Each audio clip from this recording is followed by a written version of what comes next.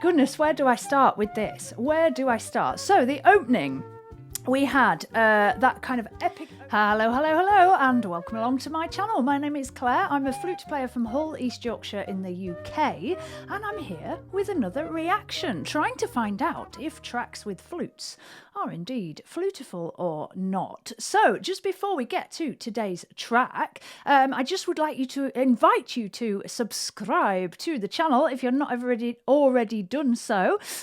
You can enjoy lots of different things here, including reactions, covers of many of my favourite tracks, original tracks, and you're invited to come along to my live stream shows. I do a live stream every Sunday here on the channel where you can request from a whole host of flutifull tracks. So, to today's track. Now, this is a track by American composer Patrick Williams. Patrick Williams was an arranger, conductor, composer, and educator who worked in many genres of music, and he scored more than 200 film scores and wrote music for TV shows such as Columbo and The Mary Tyler Moore Show.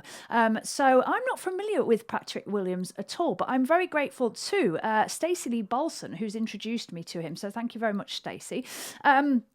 Now, this album that we're about to listen to the title track from, called Threshold, was released in 1973, and it features saxophonist and flute player Tom Scott, who previously Williams had also written music specifically for, and he was primarily a saxophonist and composer and arranger, and was born in Los Angeles. So there's a few flutifull facts on this one. I know absolutely nothing about this track, so I'm ready to enjoy it with you. So here we go.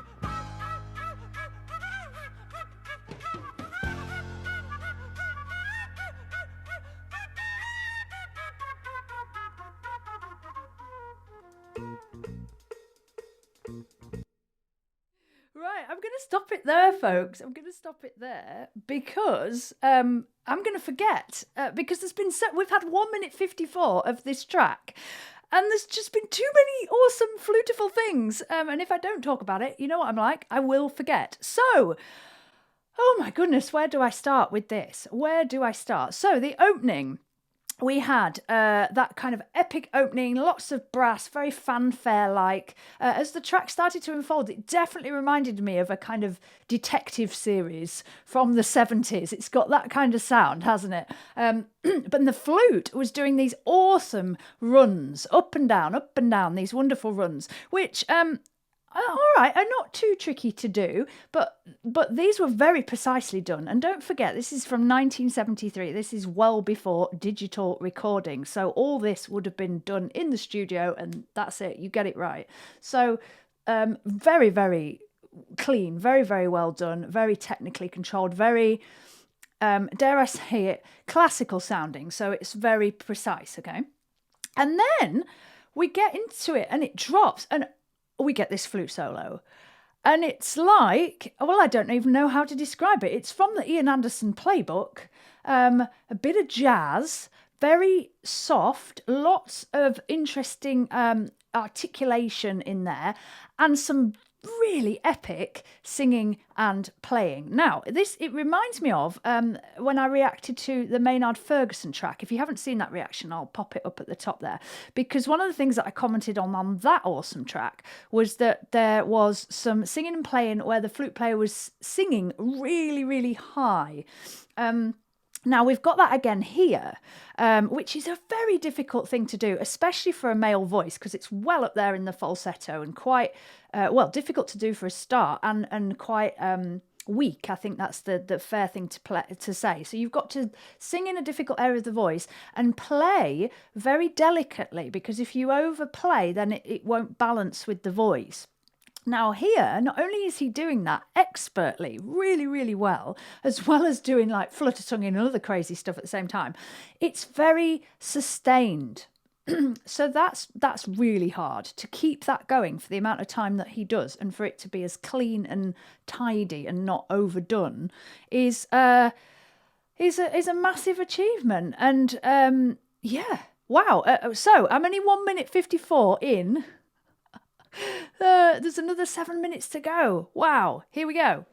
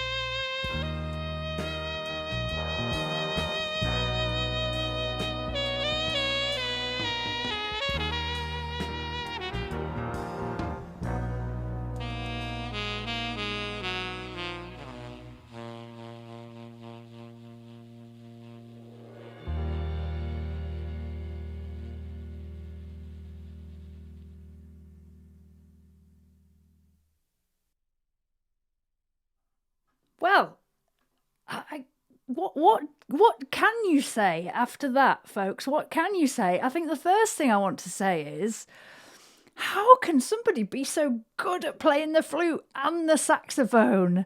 That's incredible. That's incredible. He's just got such a control and such an understanding of both instruments and such a seeming ease with them. That's just, I don't know how that's humanly possible. Lots of hard work, I'm sure. So just yeah. I mean, the track as a whole, this is kind of I don't know, is there such a thing as progressive jazz? Because to my mind, this is the equivalent of prog rock in jazz form. All these different sections, just we don't know where it's going, but it all beautifully hangs together and just so exquisitely done. The brass harmonies, the parts in the middle there. Whoa! I mean, how you get those so clean together? I don't know. That's incredible. That's incredible. Just going back to the flute playing there, just he was whipping up and down in so many different ways, so many different tones, so many different techniques, from the top of the register of the flute right down to the bottom, and it was just seamless and. Yeah, I'm blown away. I'm absolutely blown away by that. And I've said this before, but I can't believe I wasn't around in the 70s because, again, this is the most incredible music produced in the 70s.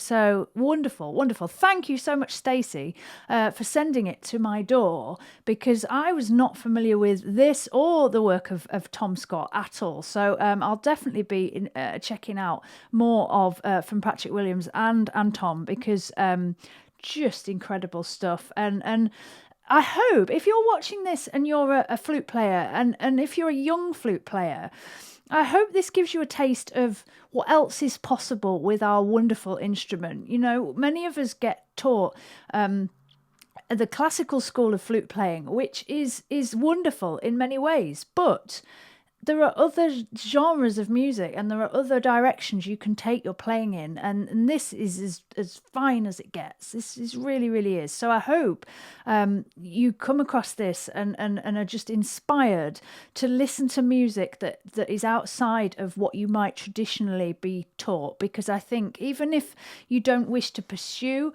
a non-classical teaching, or a non-classical playing, it really shows you what the instrument can do, and I think that's so important in whatever genre of music you're playing. So anyway, there we go, enough from me. I hope you enjoyed that as much as I did. Let me know in the comments below if indeed you did, and if indeed this is your introduction to this wonderful music, or whether you've heard it many times before. I'm sure if you've heard it many times before, you still find it as exciting as I do. So there we go. Thank you so much for watching. This was indeed epically flutiful, and I hope you stay flutiful too. Thank you so much, folks. See you again soon. Bye.